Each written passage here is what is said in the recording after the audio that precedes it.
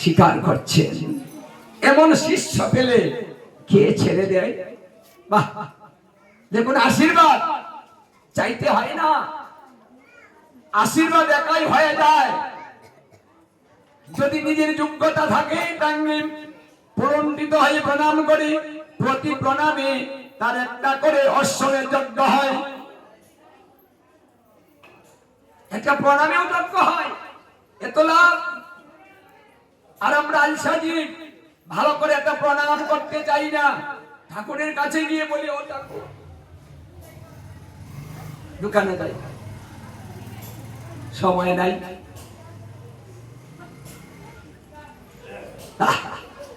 মানে সময় নেই। একটা প্রণামে যদি আমার এত কিছু হয়, একটু সময় কি দিতে হয় না? কিন্তু আমরা দেই না। কি করে আসবে কৃপা? এবার মন্দিরে প্রবেশ করলেন, গুরুদেব বললেন, এখন তুমি আমার চরণ ধৌত করে দাও। গুরু পূজা করো, চরণ ধৌত করো। নরোত্তম নয়নের জল দিয়ে গুরুদেবের চরণ ধৌত করতে লাগলেন। আনন্দে আজ নরোত্তমের আনন্দে ধরে না, আনন্দ অশ্রু বইছে। আজ আমার শুভ দিন, আজ আমার জন্মদিন, গুরু কৃপা হবে আজ আমার। 1 বছর কষ্ট করেছে, আজ সে আনন্দের দিন এসেছে, তাই নয়নে জলে গুরুদেবের চরণ ধৌত করিয়ে দিচ্ছে। সাধু গুরু চরণ ধৌত শুনেছি সর্বতীর্থের ভার এক বিন্দু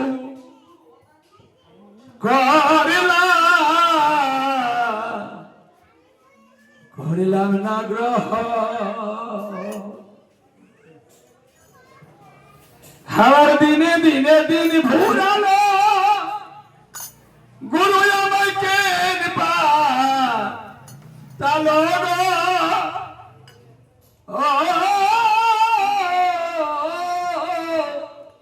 হই আমার জনম কি যাবে বিভোলে, হই আমার এই জনম কি যাবে বিফলে। হে জনম গেল ও বিফলে। আজ নরোত্তম ঠাকুর গুরুদেবের চরণ ধৌত করে দিয়েছে। গুরুদেব বলছেন, এবার তুই জনমে জনমে যত পাপ করেছিস, সমস্ত পাপ তুই আমাকে দিয়ে দে, আর আমি যত পুণ্য সঞ্চয় করেছি, আর সেই সমস্ত পুণ্য আজ আমি তোকে দিয়ে দিলাম।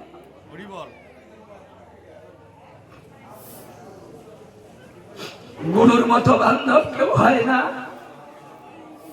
কেউ পাপ নেয় না, একমাত্র গুরুদেব পাপ বহন করে, আর সমস্ত তার পুণ্য সঞ্চয় শিষ্যকে দিয়ে দেয়।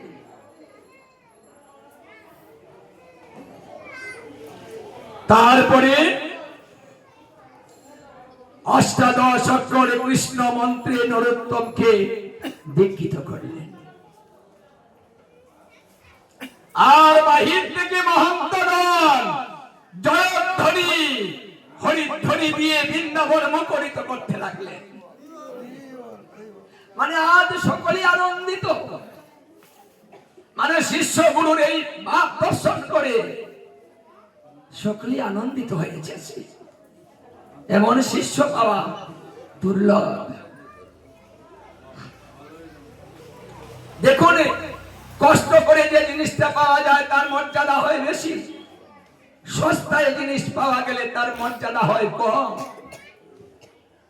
আমরা এত কষ্ট করে দীক্ষা নেইনি, তাই মর্যাদা বাড়ে না,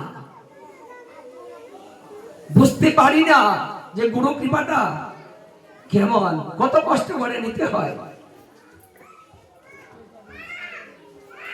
আজ দিগ্গে হয়ে গেল, নরোত্তমের মন আনন্দে ভরে গেল। একটু ভালো,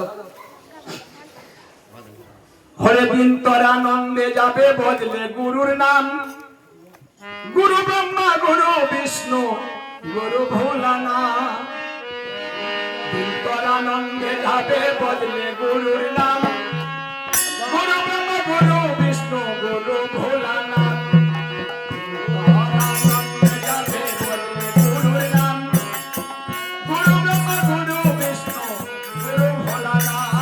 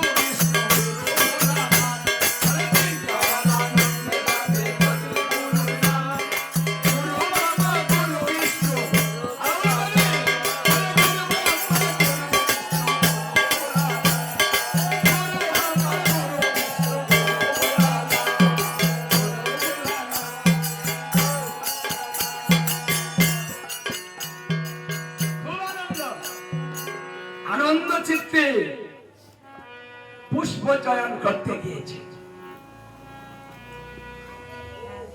পুষ্প চয়ন করে এনে একটা বয়জয়ন্তী ফুলের মালা গেঁথেছে। বয়জয়ন্তী ফুলের মালাটা গুরুদেবের কাছে নিয়ে দিলেন। হে গুরুদেব, আপনি আপনার ইষ্ট দেবতাকে। গুরুদেব এই মালাটা পেয়ে খুব আনন্দিত হলেন। আজকে আমার রাধা মাধবকে সুন্দর করে সাজাতে পারবো। দেখুন, একটা মালা জীবনের কমে যায় অনেক জ্বালা। ভাই গীতা ভাগবতে যেখানে হয় মালা নিয়ে আসতে হয়। বৈজয়ন্তী আনবেন, বন ফুলের আনবেন। এখন প্রশ্ন আসতে পারে যে বৈজয়ন্তী ফুলের মালা কি? যদি কেউ না জানেন সেটাও বলে দিতে হবে। বৈজয়ন্তী ফুলের মালা হচ্ছে যে মাল্যটা 5 প্রকার ফুল দিয়ে তৈরি করা হয়, সেই মাল্যকে বৈজয়ন্তী ফুলের মালা বলা হয়। 5 প্রকার ফুল দিলে বৈজয়ন্তী হয়ে যায়। সবাই পারবেন।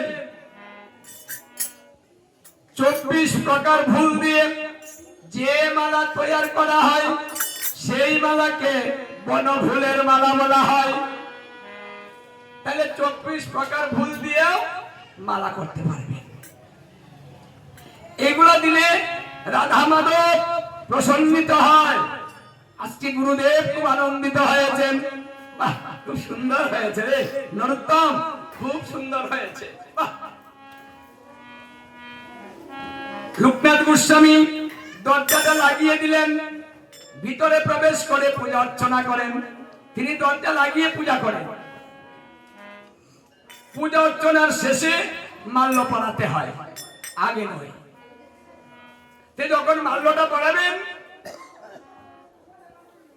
লোকনাথ গোস্বামী বৃদ্ধ হয়ে গিয়েছেন, তাই মাল্যটা পরাতে পারছেন না, চেষ্টা করছেন।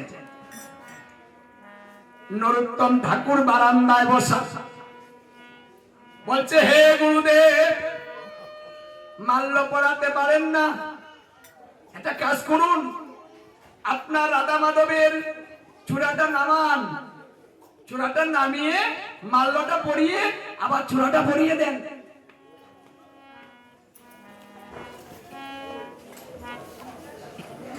লোকনাথ গোস্বামী চেয়ে দেখেন দরজাটা লাগানো আছে, দেখার কোনো সুযোগ নেই।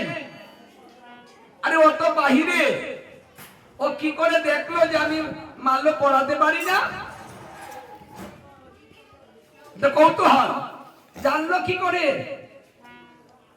তাড়াতাড়ি মাল্যটা পরিয়ে দরজাটা খুলে নরোত্তমকে গিয়ে বললেন, হে নরু, নরু রে, আচ্ছা আমি মাল্য পরাতে পারি না, ওটা তুই বাহির থেকে কি করে দেখলি রে? মানে গুরুদেব ভালোবেসে নরু নরু ডাকতেন, নরোত্তম বলতেন না। ওটা হলো ভালোবাসার ডাক। ওই মায়েরাও সন্তানকে ভালোবেসে ওই পুরা নাম ডাকেন, তাই না? নরু বলছে, গুরুদেব হ্যাঁ, আপনি তো আমাকে সেই শক্তি দিয়েছেন দেখার জন্য। জানেন গুরুদেব, আপনার কৃপায় আমার দিব্য চক্ষু হয়ে গিয়েছে। শুধু দেওয়াল নয়, পাহাড় পর্বত যদি সামনে থাকে, তারপরে কি আছে আমি তাও দেখতে পাই গুরুদেব, সব দেখতে পাচ্ছি আমি। তুই সব দেখতে পাস, তোর দিব্য চক্ষু হয়ে গিয়েছে। দিব্য চক্ষু তো আমারই হয়নি, তোর দিব্য চক্ষু হয়ে গেল। বাহ! দেখুন, সাধন ভজন করলে গুরু কৃপা লাভ হয় না। গোবিন্দ